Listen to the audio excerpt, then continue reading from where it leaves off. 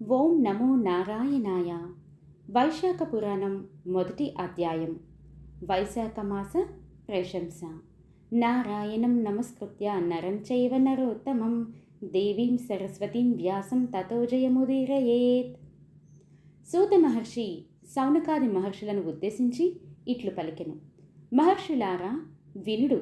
రాజర్షియగు అంబరీషుడు బ్రహ్మమానస పుత్రుడగు నారదుని చూసి నమస్కరించి, మహర్షి, మీరు అన్ని మాసముల మహత్యమును వివరించిరి.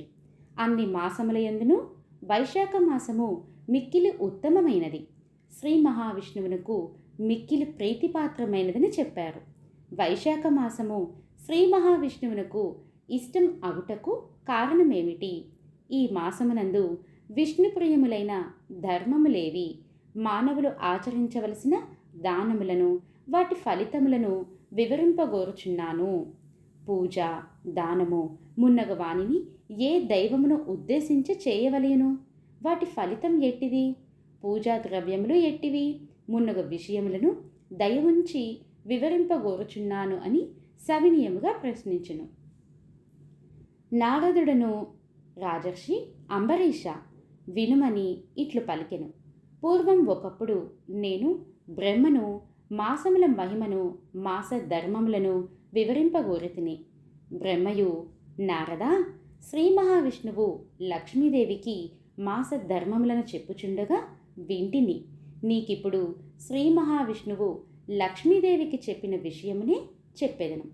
మాసములన్నింటిలోనూ కార్తీకము, మాఘము, వైశాఖము ఉత్తమములు. ఆ 3 మాసములలో వైశాఖ మాసము మిక్కిలి ఉత్తమము. వైశాఖము ప్రాణులకు తల్లివలే సదా సర్వాభీష్టములను కలిగించును. ఈ మాసం అందు ఆచరించిన స్నానము, పూజ, దానము మున్నగునవి పాపములన్నింటినీ నశింపచేయును. ఈ మాసమున చేసిన స్నాన, పూజ, జప, దానాదులను దేవతలు సైతం తల వంచి గౌరవింతురు. విద్యలలో వేద విద్య వలె, మంత్రములలో ఓంకారము వలె, వృక్షములలో దివ్య వృక్షమైన కల్పవృక్షము వలె, దేనువులలో కామధేనువు వలె, సర్వసర్పములలో శేషుని వలె, పక్షులలో గరుత్మంతుని వలె, దేవతలలో శ్రీ మహావిష్ణువు వలె, చతుర్వర్ణములలో బ్రాహ్మణుని వలె, ఇష్టమైన వానిలో ప్రాణము వలె, సౌహార్దములు కలవారిలో భార్య వలె, నదులలో గంగానది వలె, కాంతి కలవారిలో సూర్యుని వలె, ఆయుధములలో చక్రము వలె, ధాతువులలో సువర్ణము వలె, విష్ణు భక్తులలో రుద్రుని వలె, రత్నములలో కౌస్తభము వలె, ధర్మహేతువులగు మాసములలో వైశాఖ మాసము ఉత్తమమైనది. విష్ణుప్రియమగుట చేతనే వైశాఖ మాసమును మాధవ మాసం అని అందురు.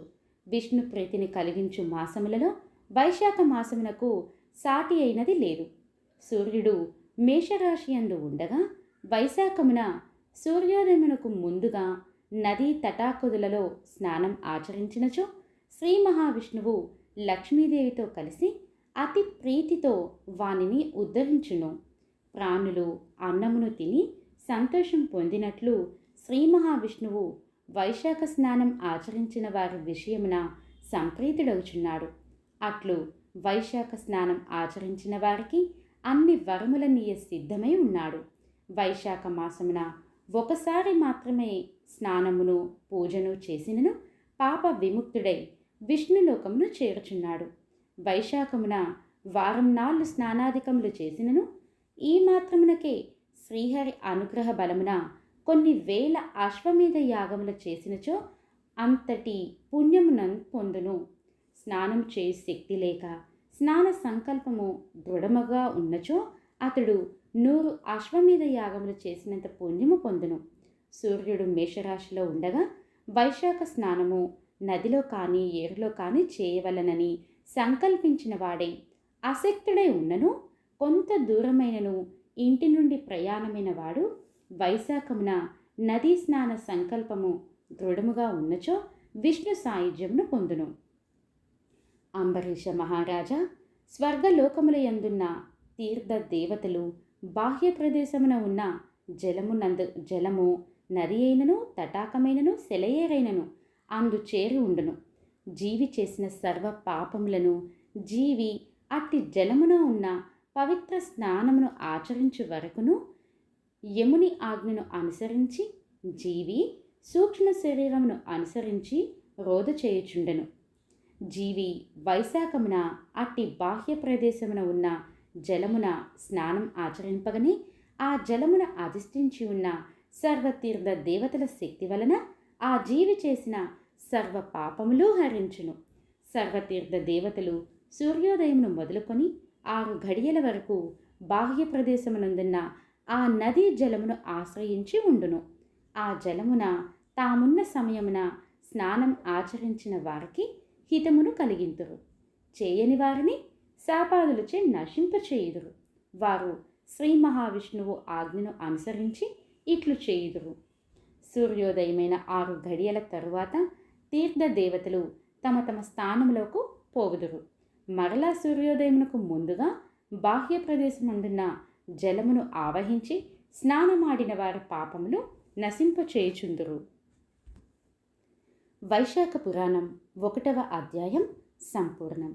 మరిన్ని భక్తి విశేషాల కోసం, పురాణాల కోసం, సచరిత్రల కోసం, పాటల కోసం, అవధూతల చరిత్రలు, వీటన్నిటి కోసం ప్లీజ్ లైక్, షేర్ యూట్యూబ్.